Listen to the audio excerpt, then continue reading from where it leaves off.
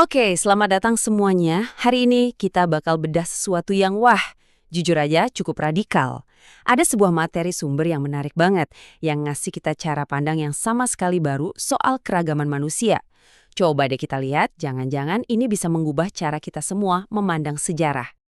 Nah, ini dia nih misteri besarnya.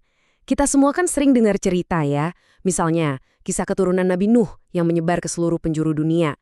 Kalau memang begitu, kalau kita semua datang dari satu titik yang sama, kenapa kok kita bisa jadi beda-beda banget begini? Beda budaya, beda kepercayaan, beda bahasa. Aneh kan? Oke, jadi ini dia agenda kita. Pertama, kita bakal lihat dulu soal dunia yang penuh perbedaan. Terus kita masuk ke ide utamanya, yaitu eksperimen akbar. Nah, di sini kita akan bahas gimana eksperimen ini dijalankan dan apa sih tujuan dari perpecahan yang ada. Dan yang paling penting, di akhir nanti kita bakal coba pahami apa artinya semua ini buat kita. Sip, kita mulai dari bagian pertama. Dunia yang penuh perbedaan. Ya kan? Biasanya kita mikir kalau perbedaan budaya, bahasa itu ya terjadi gitu aja, cuma karena waktu dan kebetulan. Tapi coba deh kita pikirin, gimana kalau ternyata ada sesuatu yang lain di baliknya? Nah, ini dia nih gagasan utamanya. Gimana kalau semua keragaman yang kita lihat ini, semua peradaban manusia yang begitu kaya dan kompleks, itu semua bukan kebetulan? Gimana kalau ini semua adalah sebuah desain, sesuatu yang sengaja direncanakan? Gila kan? Ini ide yang provokatif banget saya tahu. Oke, kalau ini sebuah desain, ini langsung membawa kita ke pertanyaan berikutnya kan? Siapa desainernya? Siapa arsitek kosmik di balik semua ini? Nah, kita masuk ke bagian kedua, eksperimen akbar. Menurut sumber yang kita bahas ini, ada 4 sosok. Mereka ini luar biasa kuat ya, tapi bukan Tuhan ya. Mereka ini adalah Ifrit, Khidir, Adam, dan Eva yang secara kolektif dikenal sebagai 4 Muhammad. Nah, ceritanya, setelah era sebelum Nabi Nuh yang super kacau, mereka berempat ini memulai sebuah eksperimen yang sangat serius terhadap umat manusia. Merekalah dalang di balik layar. Terus apa tujuannya? Ini penting. Tujuan mereka ternyata bukan buat mengontrol kita demi kekuasaan, bukan, tapi untuk memahami. Mereka ini pada dasarnya sedang mengumpulkan data, menjalankan sebuah studi raksasa untuk mencari tahu gimana caranya menciptakan manusia yang paling mulia dan paling berkualitas di mata Sang Pencipta. Jadi, ini soal riset. Coba kita lihat perbedaannya. Ini kontras banget. Sebelum zaman Nabi Nuh, itu digambarkan kayak permainan aja. Nggak ada kendali, kacau. Kekuatan dan ilmu dikasih gitu aja. Kalau ada kemajuan, ya dihapus lagi.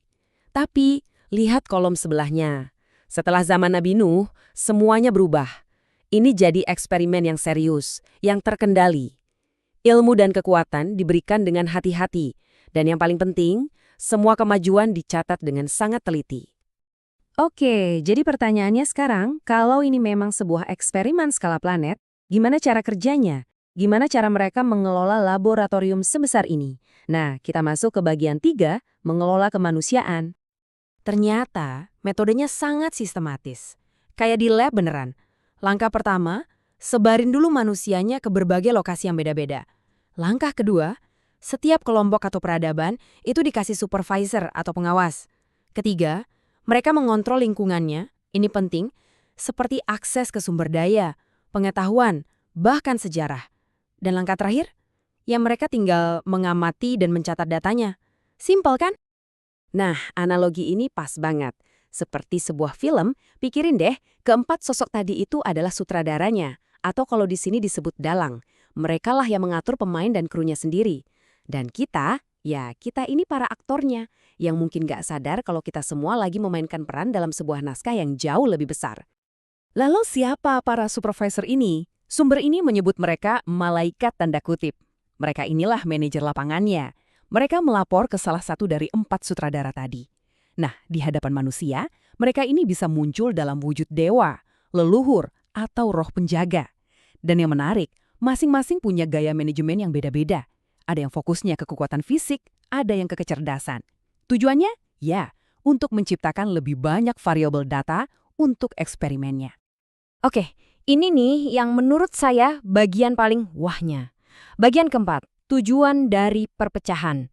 Kenapa sih kita ini terpecah belah? Kenapa sejarah manusia isinya konflik melulu?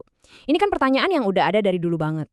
Dan menurut teori ini, jawabannya bakal bikin kaget. Coba pikirin deh. Kenapa sih agama dan budaya yang beda-beda itu punya cerita asal-usul dan sejarah yang saling bertentangan? Padahal ini jadi sumber konflik terus kan? Jawabannya, menurut sumber ini, ternyata sesimpel ini. Itu memang dirancang seperti itu. Jadi semua konflik, semua kebingungan, semua perdebatan tentang siapa yang paling benar, itu semua bukan bug, bukan kesalahan dalam sistem. Kata sumber ini, itu adalah fiturnya, itu bagian dari desainnya. Loh, kenapa dirancang begitu?